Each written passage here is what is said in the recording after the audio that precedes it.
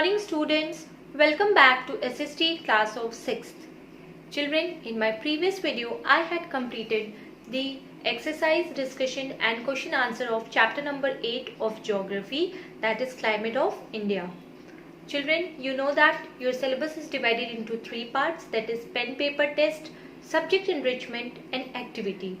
So in pen paper test chapter I have completed all the 3 chapters, that is the democratic government, then India, location, physical and political divisions, and third one is the climate of India. And these 3 chapters are completed and I have provided notes to you. Now in today's class I will be starting the subject enrichment chapters, and the first chapter is chapter number 8 of civics, that is livelihood in rural India.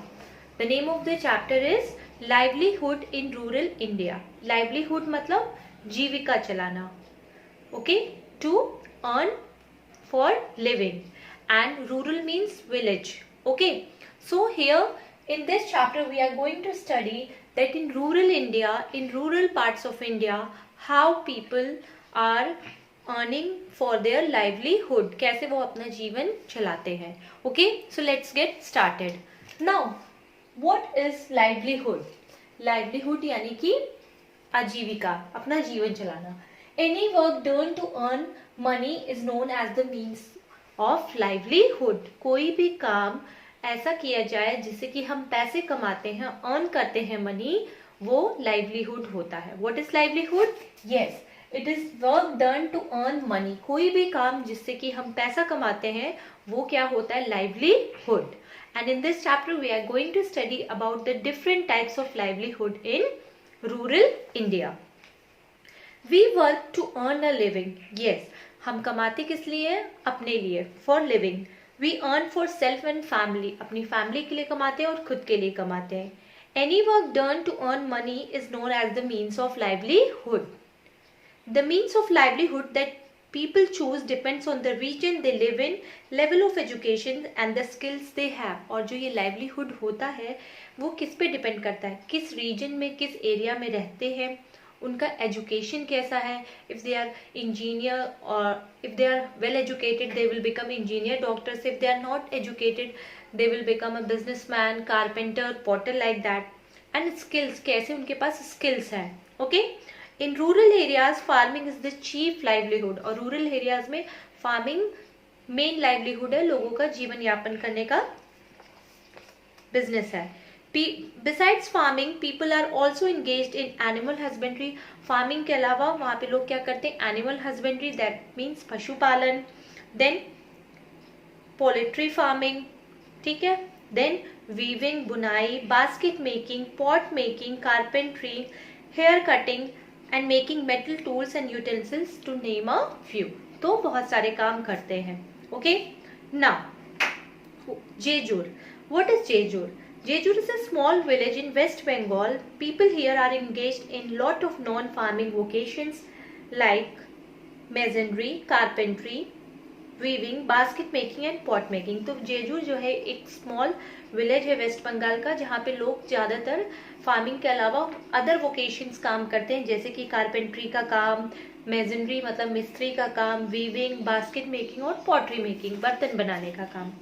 Besides, some people provide services of barber, washerman, cobbler, teacher and mechanic. और कुछ लोग हैं ऐसे हैं जो कि washerman हैं, cobbler हैं, टीचर हैं और साथ ही साथ मैकेनिक हैं. There are quite a number of पक्का and कच्चा shops along the main road of this rural area. और अगर हम वहाँ विजिट करेंगे तो हम देख सकते हैं कुछ पक्के शॉप्स हैं और कुछ कच्चे शॉप्स हैं along the side of the main road.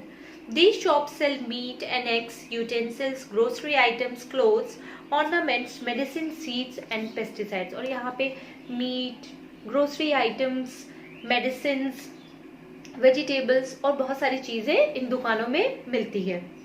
In the village, the small settlement of a market is surrounded by lush green paddy fields. Besides rice and jute and cotton, many fruits and vegetables are grown. And in this village, many types of fruit, vegetables and paddy, that is dhan, is grown. In fact, agriculture is the main occupation and maximum people here are agricultural laborers. तो यहाँ पे agriculture क्या है, प्रमुख साधन है कमाने का, और ज़्यादातर यहाँ पे एग्रीकल्चरल लेबर्स हैं.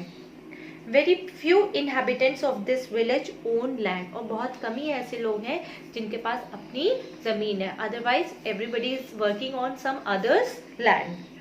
Now, we will study about the story of Kusum, what she is telling, and she lives in that village.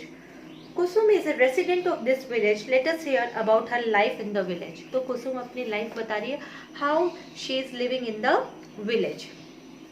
She is telling, most of us work on Dev Kumar land, who owns 25 acres of land in this village. वो बताती है कि ज़्यादातर लोग देव कुमार के land पे काम करते हैं, and she is also working there, and जिनके पास कितनी ज़मीन है, 25 एकड़ ज़मीन है. He owns both paddy fields and orchards, और उनके अपने धान के खेत भी, साथ ही साथ orchard. Orchard means a place where fruits and vegetables are grown. During agricultural season, I work from 9 AM to 4 PM, और जब एग्रीकल्चर का सीजन होता है तो मैं 9 से 4 का काम करती हूँ. Right now, I am transplanting paddy, and later during the season, I will do weeding, spraying, pesticides and harvesting. वो बोल रही है कि अभी वो ट्रांसप्लांटिंग कर रही है, धान का रोपाई कर रही है, एंड आफ्टर दैट जब वो काम खत्म हो जाएगा तो वो वीडिंग करेगी, घासों को निकालेगी, देन हार्वेस्टिंग करेगी और spraying pesticides. When I was young, I did the same work easily. Now with age, it is becoming very difficult to bend for such long hours. She is telling, जब वो young थी, she was able to do that work, but जैसे जैसे उसकी as हो रही है, she can't bend and do it for long hours. The women get ₹60 while men get ₹100, और 9 घंटे का काम करने पे, 8 घंटे का काम करने पे उनको women को 60 रुपए मिलते हैं और men को 100 rupees. In spite of that, I work here because unlike Harinath, another rich farmer, Dev Kumar pays less but is dependable. तो वो बोल रही है कि मैं यहाँ पे इसलिए काम करती हूँ कि वो मुझे अपने काम से निकालते नहीं, डिपेंडेबल है, means I can work for the full here. He will call me whenever there is work. Harinath tries to find cheap labor from the nearby village. My husband Bhanu is also a landless laborer, और मेरे husband है वो भी एक laborer है. He works on other lands and prepares it for sowing seeds. When work is not available, he either works as a load bearer with the grain merchant or a construction worker in the nearby town. और जब खेती का काम नहीं होता है तो वो बोझ ढोने का काम करते हैं किसी मर्चेंट के शॉप पे, या तो कंस्ट्रक्शन वर्कर का काम करते हैं. Besides, I look after my home and family.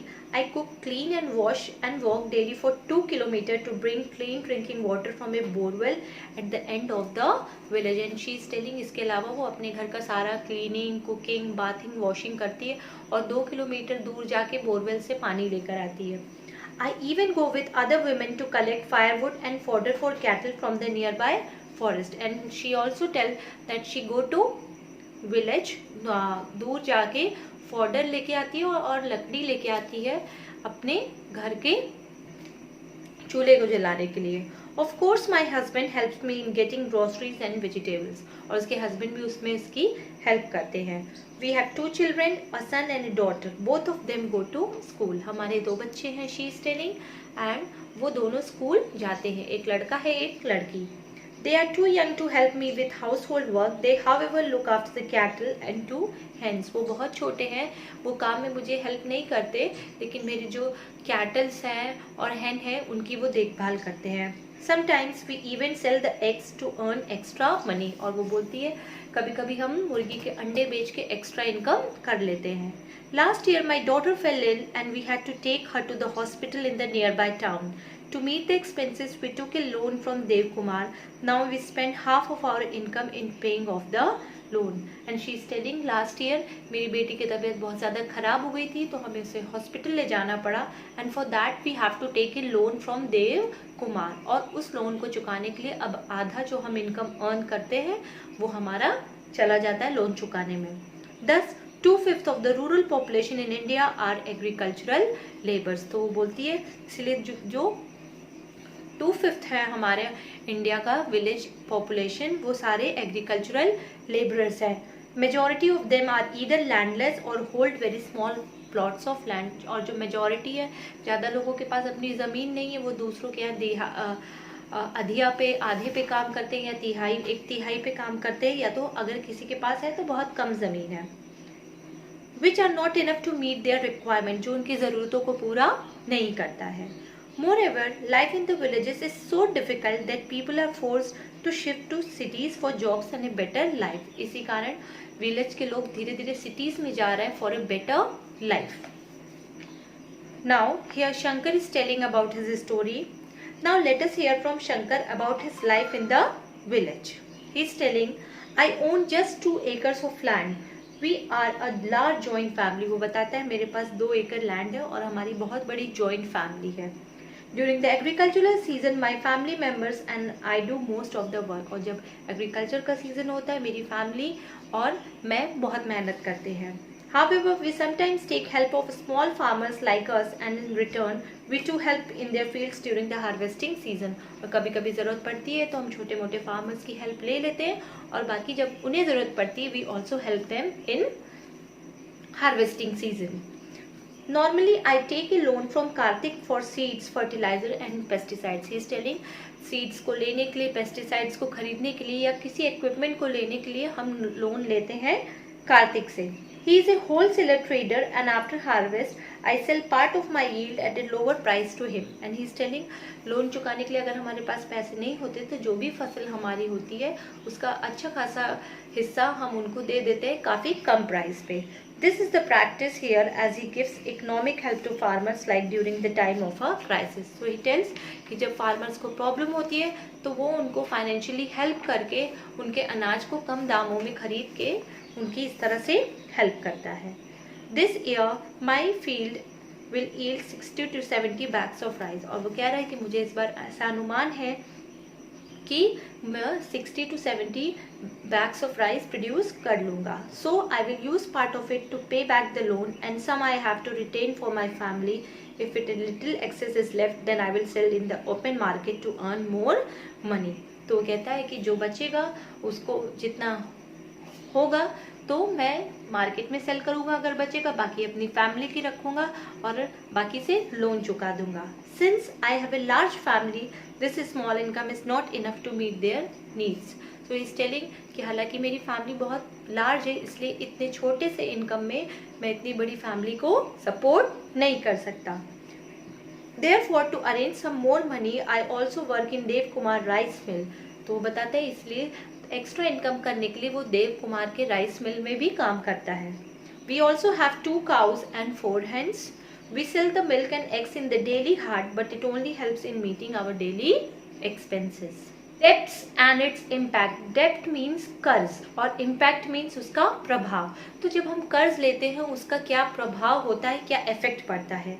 As discussed in the above 2 stories, farmers like Shankar take loan from merchants, rich farmers and many lenders to purchase seeds, pesticides and fertilizers, and they fall into the debt traps. तो यहाँ पे हमने story पढ़ी शंकर की और कुसुम की कि वो अपनी ज़रूरतों को पूरा करने के लिए, एग्रीकल्चर की चीज़ों को खरीदने के लिए मनी लेंडर से मनी लेकर लोन लेते हैं और कर्ज में फंस जाते हैं. In our country, most of the farmers depend on monsoon. ज़्यादातर हमारे कंट्री में जितने भी फार्मर्स हैं वो मानसून पे डिपेंड करते हैं. Agriculture depends entirely on rainwater. Therefore, many times insufficient rainfall, no rainfall, or even ultimately rainfall destroys the crops. तो ज़्यादातर हम बारिश के पानी पर निर्भर होते हैं फॉर इरिगेशन. तो कभी कभी बहुत कम बारिश होती है या नहीं भी बारिश होती है, और या टाइम से बारिश नहीं होती जिसके कारण फसल खराब हो जाती है. In fact they have to take additional loans for their survival. इस कारण क्या होता है कि वो लोन नहीं भर पाते और इसके लिए उन्हें एक्स्ट्रा लोन और लेना पड़ता है. Soon the loan with added rate of interest becomes so huge that is never enough money to settle the debt. और जल्दी ही क्या होता है, उस कर्ज को चुकाने के लिए वो दूसरा कर्ज लेते हैं और इस तरह इंटरेस्ट बढ़ जाता है और वो इस कंडीशन में आ जाते हैं कि वो कुछ भी अमाउंट पे नहीं कर पाते हैं. Besides, they also mortgage their lands for weddings and family function. और इसके अलावा वो अपने अगर घर में किसी की शादी पड़ी है या कोई कैजुअलिटी आ गई है तो अपने मकान को या लैंड को गिरवी रख देते हैं. Often small farmers caught in this vicious cycle of debt have to sell their land to repay the loan and become landless. In the extreme cases they even commit suicide also. तो क्या होता है, कभी कभी इस condition में जब ऐसा होता है तो वो सुसाइड कर लेते हैं या तो फिर उनकी ज़मीन बेच देते हैं और बिना ज़मीन के हो जाते हैं. In the recent past there have been many reports of farmers committing suicide due to crop failure. और बहुत सारे एग्जाम्पल्स हम पढ़ते भी हैं और न्यूज़ में सुनते भी हैं कि कई फार्मर्स ने कर्ज की वजह से क्या किया, सुसाइड कर लिया. Dev Kumar and Kartik. Dev Kumar is a rich farmer who owns a rice mill and a poultry farm. For his rice mill, he obtains paddy from Jejur and some neighboring villages. He had invested some money from his pocket and has also taken a loan from the cooperative bank. तो यहाँ पे देव कुमार और जो कार्तिक है वो लोगों को क्या करते हैं, लोन प्रोवाइड करते हैं. And Karthik is a big trader of all kinds of agricultural products and also owns the biggest grocery shop in the whole area. Even small grocery shop owners in the neighboring villages order things from him. In lean agricultural season, poor farmers rely on him. So here people like Dev Malik and Karthik, they knowingly take the advantage of the farmers and take extra money from them. Okay, so that is all for today. Okay, in our next class I will be discussing about the topic the agricultural laborers and farmers in India. Your homework for today is question number 1, define the term livelihood. Question number 2, what is the chief livelihood in rural areas? Then question number 3, write the meaning of weeding and harvesting. Question number 4 is what do the villagers do to earn their livelihoods in the villages? And question number 5 is explain the problems of landless labour. So children, these 5 questions you have to write in your homework copy in a neat and clean handwriting. That's all for today. Thank you class.